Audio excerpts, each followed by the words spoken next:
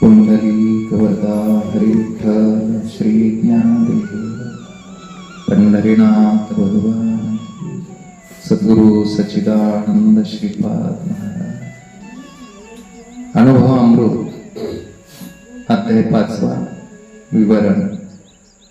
सत्ता, प्रकाश आणि सुख या 3 शब्दांचा प्रयोग असत, जड व दुःख याची व्यावृत्ती करण्याकरिता श्रुतीने केला आहे. म्हणून सोगत भेद होत नाही.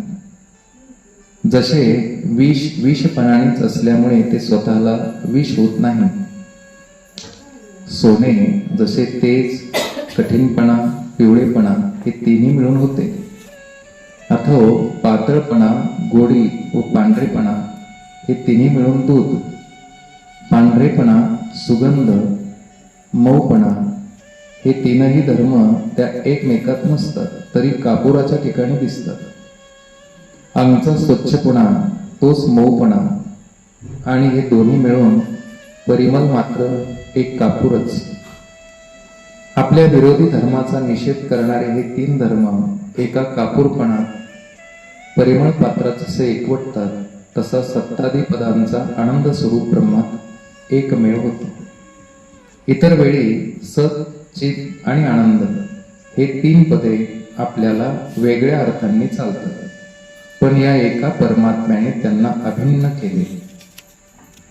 अमृतातील गोडी ही जशी वेगळी काढता येत नाही, त्याप्रमाणे सतरूपी आत्मा चित्रूप व आनंद आहे की चित्रूप आत्मा सतरूप व आनंद आहे याचा भेद दाखवता येणार नाही. शुद्ध पक्षात प्रत्येक दिवशी एका कलेने पूर्ण होत तो चंद्र शेवटी पूर्ण होतो.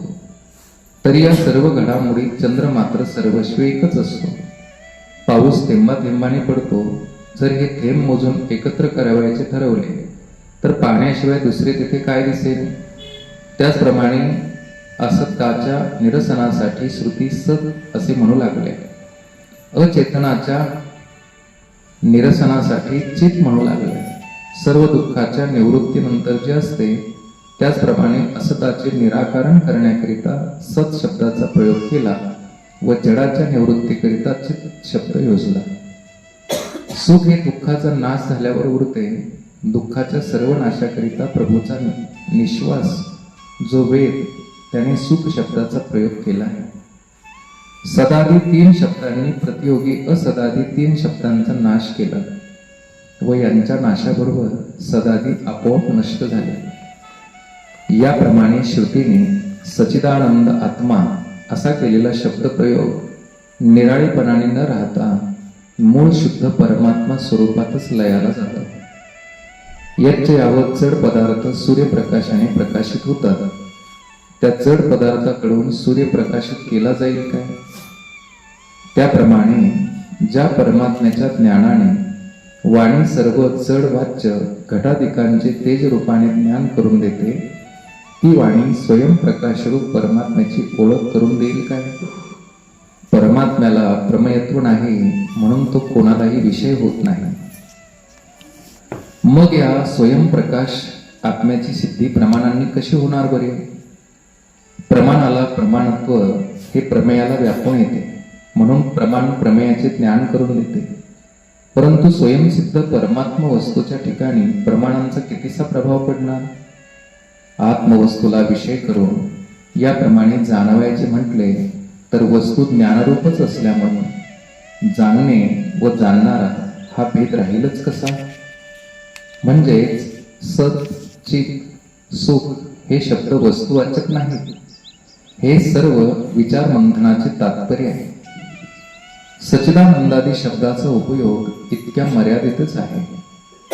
द्रष्ट्याला आपल्या वास्तविक स्वरूपाचा जेव्हा बोध होतो, त्याप्रमाणे मेघ वर्षून नदीचा ओघ समुद्रात मिळाल्यावर संपतो.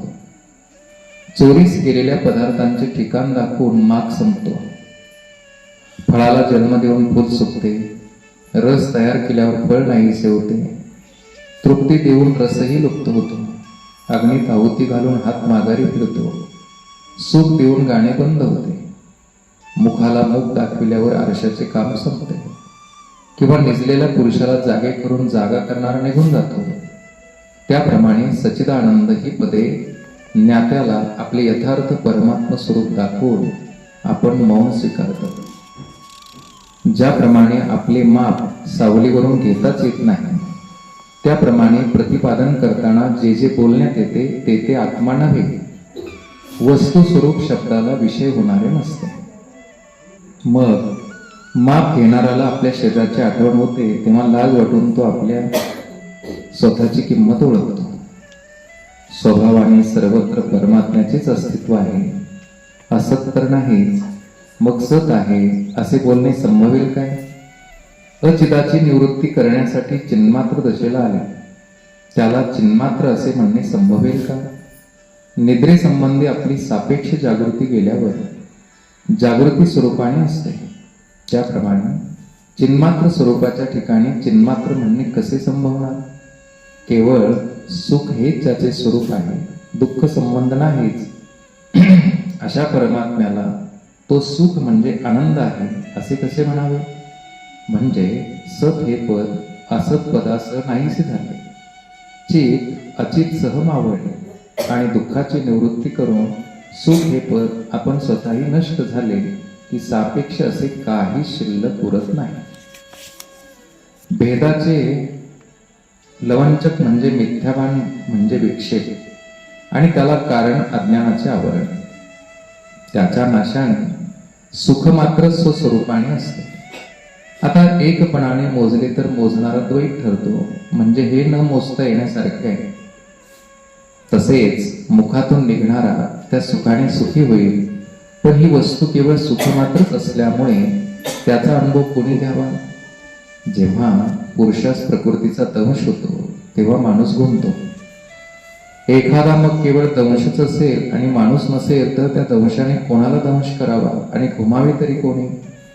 त्याप्रमाणे परमात्मा स्वतः सुखरूप असल्यामुळे त्याला सुख होणे नाही आणि सुख नाही हेही म्हणणे मूळ सुखा पुढे योग्य नाही. आरशात मुख न पाहता मुखाला समोर किंवा मागे अशी स्थिती नसते, त्याप्रमाणे सुख दुःख शून्य जे केवळ सुखच परमात्मा असतो.